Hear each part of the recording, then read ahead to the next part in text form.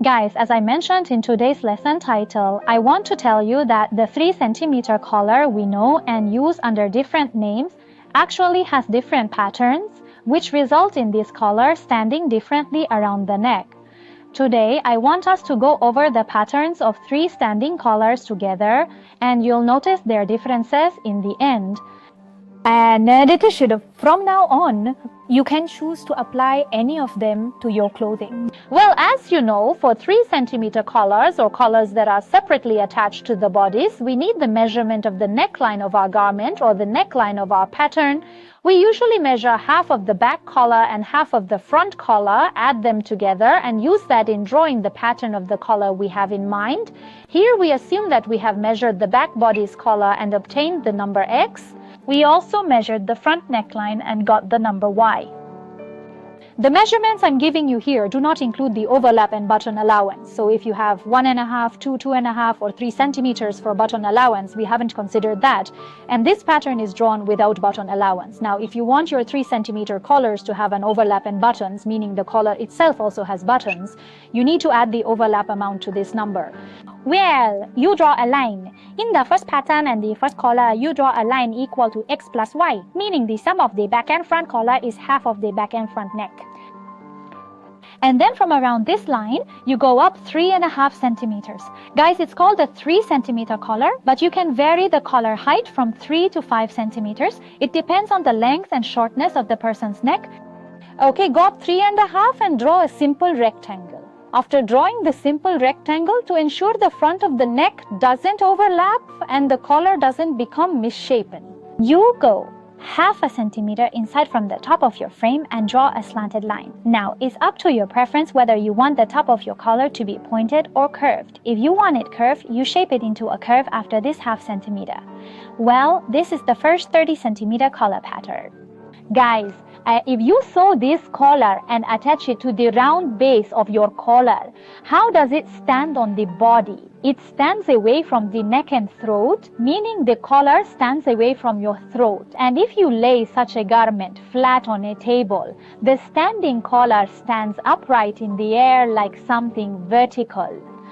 This means the standing collar is not like a circular band in the air. If I find a picture that actually shows the state of this collar, I'll put it up for you. But the standing collar or the second 3 centimeter collar, again, you draw a line, X plus Y, okay, and 3.5 centimeters up from the back of the collar. Now we have considered the number 3.5 for this collar because it is the most suitable number from the front.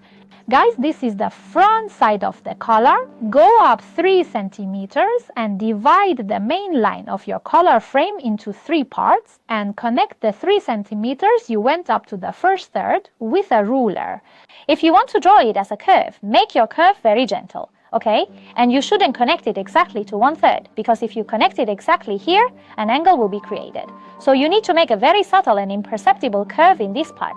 Okay, now what's the important point? The important point is that for 3 centimeter collars, this measurement should be maintained throughout the entire collar, okay? But if you can consider the front part 0.5 centimeter shorter than usual, you will get a better result. For example, if the collar is 3.5 centimeters in total, the front part should be 3 centimeters.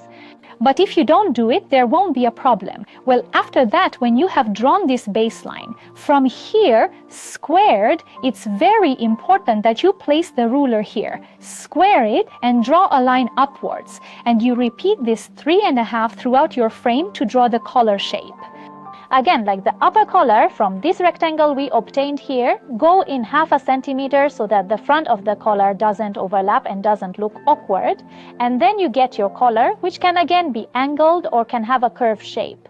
So what's the difference between this and that collar? This collar lies a bit towards the neck. You see, the previous collar stands straight like this.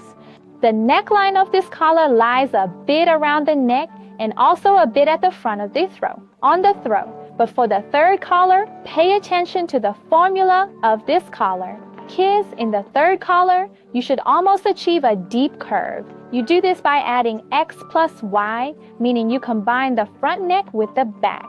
But whatever the number is, kids, when I say front and back, I mean 1/2 of the total neck circumference of your pattern. You add X plus Y, subtract the number 3 and draw a line from the left or back.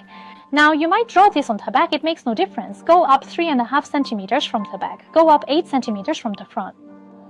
And now with a ruler or a very good design, you find the middle of this line and connect it to the back with a very suitable curve. This means you connect the front to the back. Now again, the important point is to place the square on this lower curve, and only the first 2 or 3 centimeters are our reference. Kids, this part is our reference to make sure the square is placed straight, and then again you go up 3.5 centimeters. It means here it's also 3.5 kids, or as I told you, you can take 3.5 centimeters shorter so the collar opens more elegantly. Okay, so this squaring is very, very important for us. After that, we repeat the same previous step. That is, we move 0.5 centimeter inward and remove the excess overlap. Kids, actually, that 0.5 centimeter we moved inward is all waist, and your collar has this slope, and then equals. And then again, if you want your collar to be curved, you design this part in a curved form and cut around your pattern twice. You see that this 3.5 is repeated throughout the work. It's only important that you can draw the base of the collar well, so you can shape the top accordingly. Now, what's the difference between this one and the other two? Kids, due to its shape and the curved form it has, it lays completely on the throat, and you actually only have those stands at the back of the neck. Actually, what you see is that the back of the neck has a standing shape. The sides of the neck completely rest on the neck, because kids, the circumference of this part becomes much less than the circumference of this part. And this makes it like a curve or like a circle where the center is shorter than the edge. It completely rests on your body and fits snugly around your throat and neck.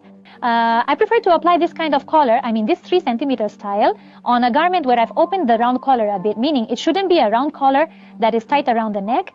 The base of the collar on the bodice, I have made my round collar a bit wider and then applied this. In that case, it completely lays on actually that part from the chest to your neck. So I think you understand the difference between the 3 centimeter collars here, and now you can choose which one you intend to use on which of your clothes. Thank you for being with me for this tutorial. Tell me, did you know the difference between these colors or not? And had you actually used these different patterns in your work or not?